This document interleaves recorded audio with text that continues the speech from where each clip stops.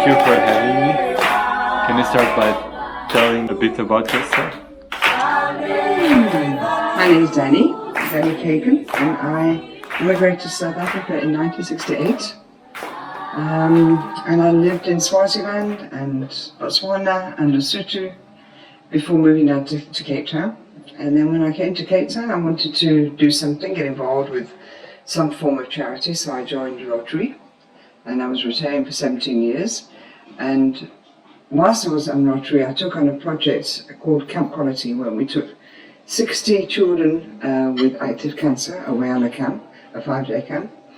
It was amazing, hard work and exhilarating and exciting. And when I saw the camp, what it had done for these children, and the difference that it made in these children's life and their attitude to their owner, that I decided there must be other children with disabilities or illnesses, or that are orphaned or coming from difficult home situations that could benefit from the camp.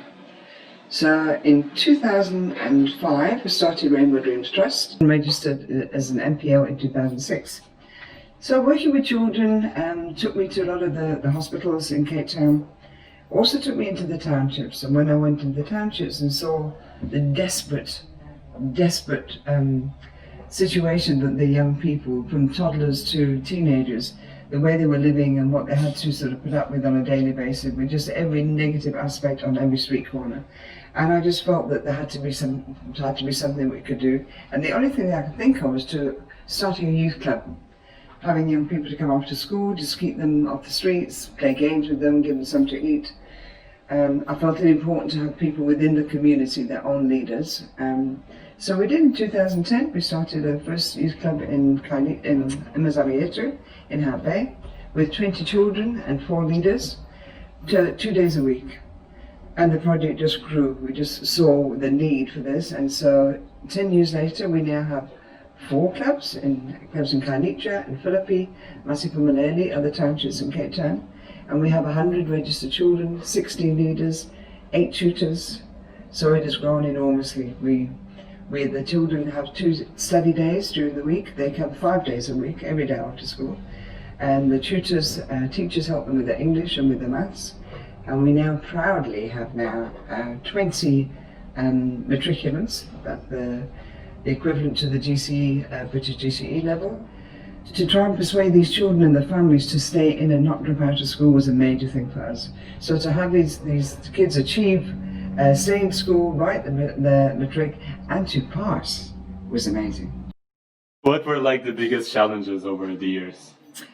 Biggest challenge, always funding. Always funding is a challenge. I think every country in the world must be donor hungry because there's just so much work to be done. So that remains a challenge for us. The more money we have, the more we can do, expand. I think it was with our youth club, certainly the biggest challenges were the parents.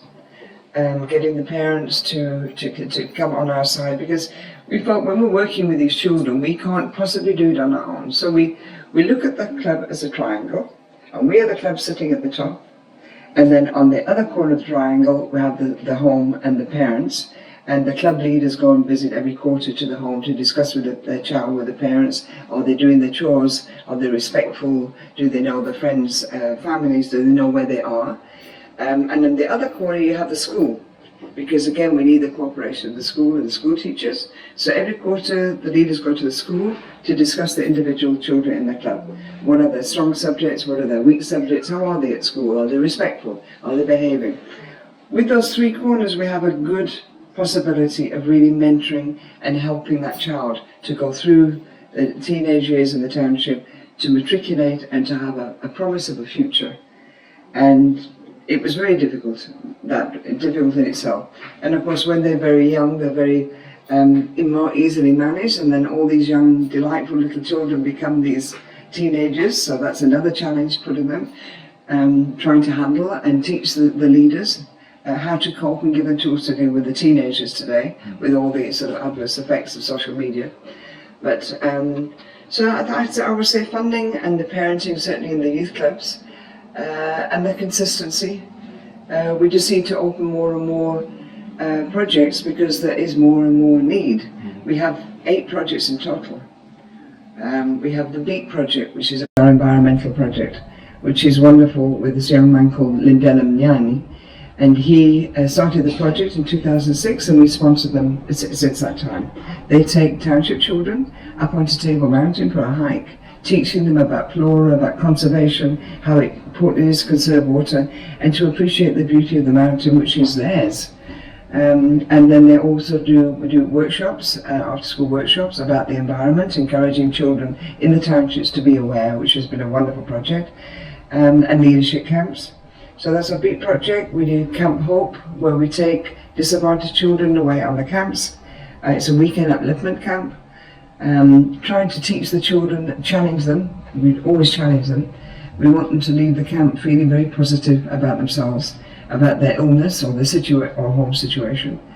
And that has been really successful. We really have made an impact, and every year we do a research on what impact are we making, are we still making in the communities where we work. And the Camp Hope was that some of these children that were at the camp 8 and 10 years ago now still have the tools and remember the tools that were given on the camp and the positive way forward. We support a creche, a wonderful creche in Philippi. It's like a little oasis in the middle of a terribly crime-ridden area. But Mama Ziza, the creche principal, is determined that her children, they are babies up until the age of 4 or 5, learn to speak English, they learn their nursery rhymes, everything in English. And she wants to raise her children of the creche that when they go to school, people can say, spot the Ikaya creche child, because she'll be so bright. So we help her and we support her as much as we can. Our other projects are the choir. We have a Rainbow Dreams Trust choir, which we've competed every year at the Artscape Schools competition and won through to the gala event in 2017, which is a great accolade out of 200 choirs. The difficulties in that, the challenges in that was because of the 4 different clubs in different areas, was getting the choir together to rehearse. It was expensive and difficult. So what we're doing this year, which is our latest project, we're opening up a Rainbow Dreams Trust choir club.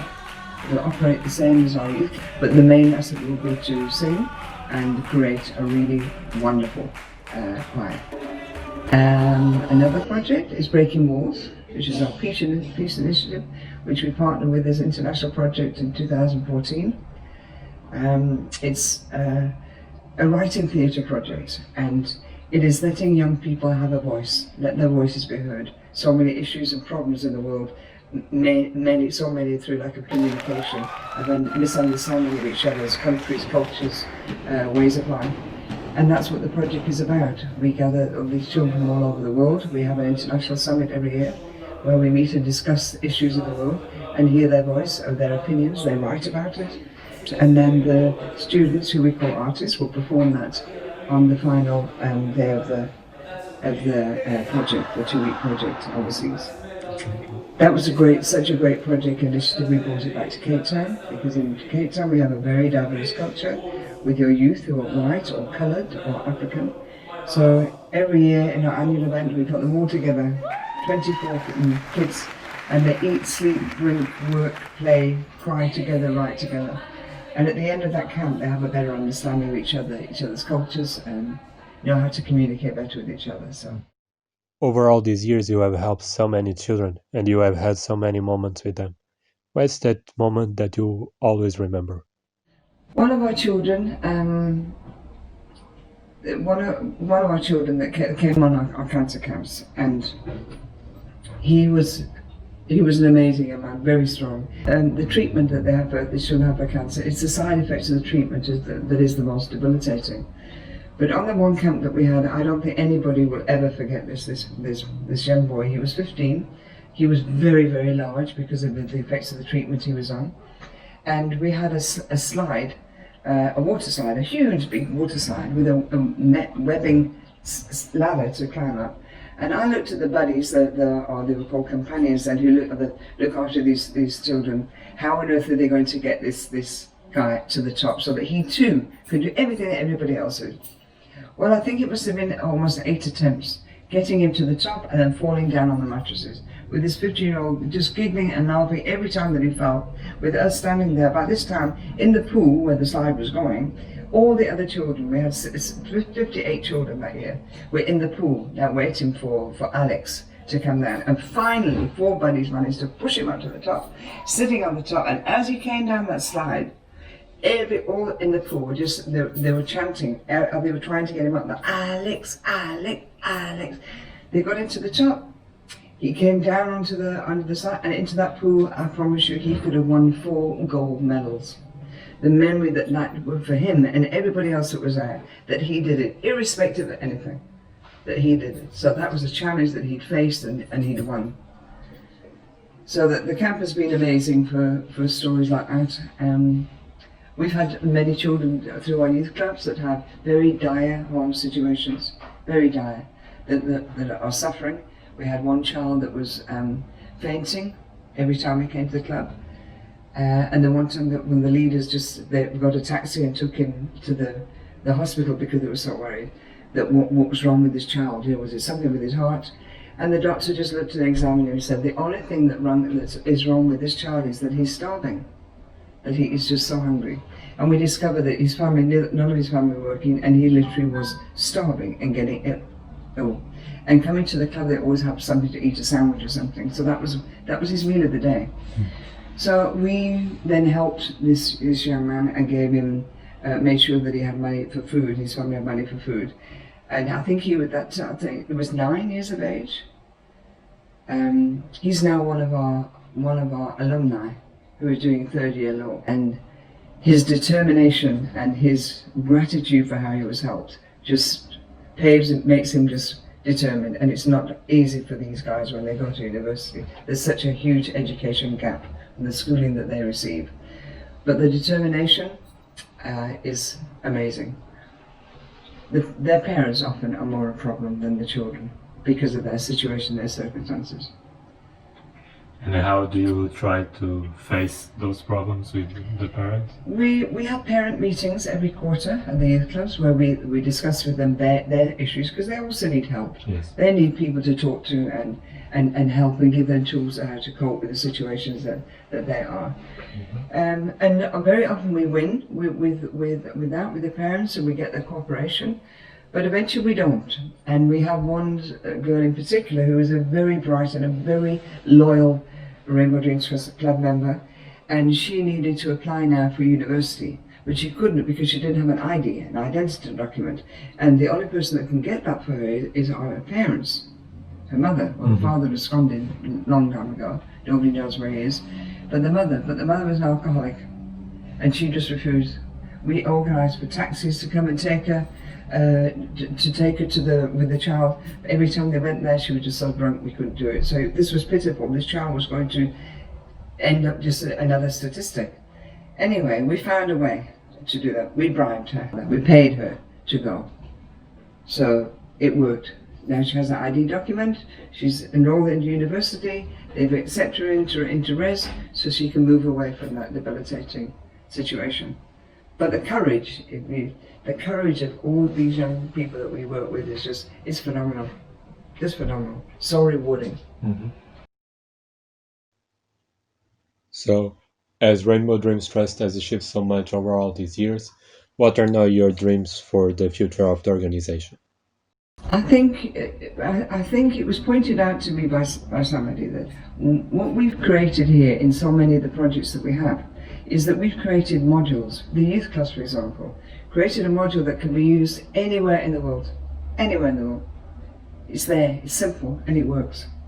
So ideally, to be able to have this project and be able to help in other countries by creating helping them create the same sort of projects for the youth that are in battle, that are suffering. So that is a dream on the long term. Our big dream is the camps that we speak so much about, is to have our own camp. There are so many children in need. We used to take the disabled children on these camps, and we can't do that anymore because, if you can believe this, in the whole of Cape Town there is not one campsite that is wheelchair friendly. And has the bathroom facilities. So that was a huge service for us, because our disabled, our physically challenged kids got the most out of the camps to show that they can do things, and we had them doing things like able-bodied children do, and it was uplifting for them and really encouraging them and truly made them feel better and different attitude to their illness or where they were going to go in life. So if we can have our own camp, a noisy, loud, beautiful campsite with beautiful surroundings where when you're living in a township, and I've spent enough time and I can try and imagine what it's like living in a township, to go to a place of beauty next to a river or where there's trees and just beautiful scenery and beautiful views is in itself a great healing. It really does help to heal. Yeah. So that would be a dream, yes. Right. Last but not least, if somebody would like to create something like this, what would be like your advice for future entrepreneurs like you? The biggest thing I would say is what we did at Rainbow Dreams we didn't look for anything. We obviously we needed our money and sponsorship. We're very fortunate that we have our trustees from the UK that sponsor us. But it's to build a foundation. So many charities and NGOs and NPOs start up with brilliant ideas, motivation, enthusiasm. If you don't have structure, it'll fail. There's no doubt. If you do not have structure in your NPO with all the passion in the world, it's not going to happen. You have to have structure. So we wanted to build a strong foundation for 5 years so that people know we're here to stay. We're not fly-by-nights. And once we've got the foundation, now we can open up and say, hello, everybody, look what we're doing. Yes. This is what we're doing and it's working. Okay. What do you mean like by creating a foundation? With the projects that you have, is making them sustainable, Okay. Measuring the impact on a yearly basis, making sure that what you're doing, you might have started 2 or 3 years ago this project and it was really doing well. But if you don't go and reassess it, then you may not be doing as well. Maybe you could be doing better, you could do more. So you have to be on top of it all the time. Okay. Great. I think it's done. Yeah. I'm registered there. Just the phone. No problem. I'll cut it. Just cut the bit.